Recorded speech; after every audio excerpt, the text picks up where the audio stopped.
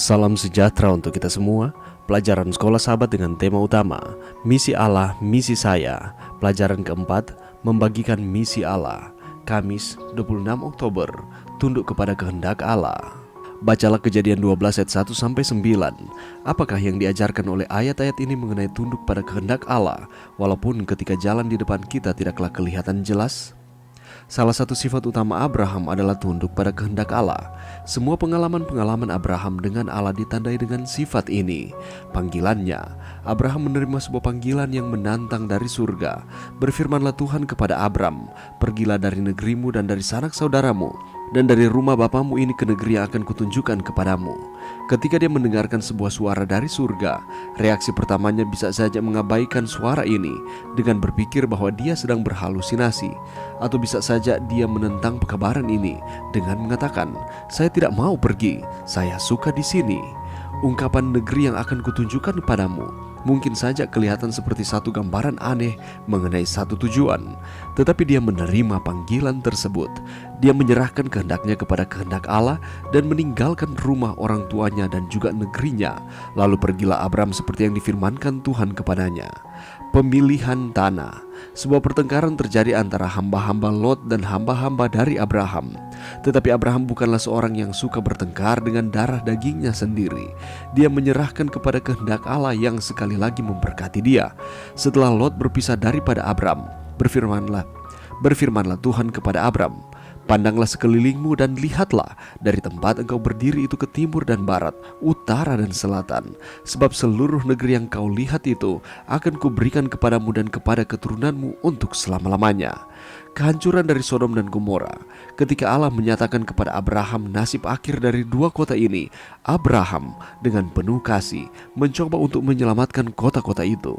Oleh karena 10 orang benar pun tidak ada di kota-kota tersebut, akhirnya kota-kota itu dihancurkan. Abraham patuh pada kehendak Allah dan menerima penghakiman Allah atas kota-kota ini. Tuhan bisa menggunakan Abraham karena ketaatannya kepada Allah dalam segala situasi.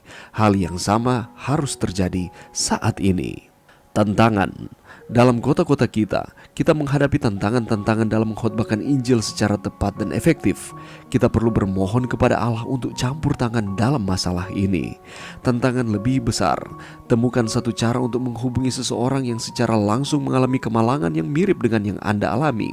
Sampaikan kepada orang tersebut bahwa Anda berdoa untuknya dan mintalah kepada Allah untuk melihat apa yang dapat Anda lakukan untuk menolong orang tersebut.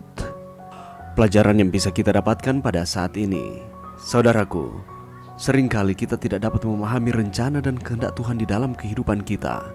Karena apa yang menjadi rencana dan kehendaknya seringkali berlawanan dengan maksud dan tujuan ataupun keinginan hati kita. Ini yang seringkali tak disadari bahwa ketika kita memutuskan untuk percaya kepada Kristus dan kita memutuskan untuk mengikutinya, maka sesungguhnya kita sedang membuat keputusan untuk tunduk sepenuhnya kepada setiap rencana dan kehendak Tuhan di dalam kehidupan kita. Kita bisa belajar dari panggilan Tuhan terhadap Abraham. Abraham adalah anak dari keluarga Tera.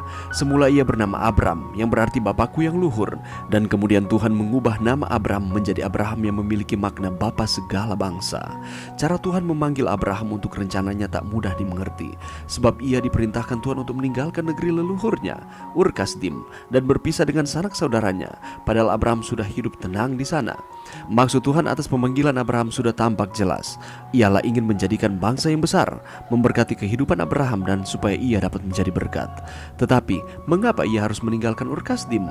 Ketika hidup dan tinggal di Ur Kasdim, cara hidup orang-orang di Ur Kasdim tidak sesuai dengan kehendak Allah. Itulah sebabnya Allah memanggil dia keluar. Oleh karena itu, Tuhan memerintahkan Abraham untuk memisahkan diri dari mereka, memisahkan diri dari kehidupan yang lama. Dan Abraham tunduk kepada kehendak Tuhan. Begitu pula ketika peristiwa pertengkaran terjadi antara hamba-hamba Lot dan hamba-hamba dari Abraham. Dia menyerahkan kepada kehendak Allah yang sekali lagi memberkati dia.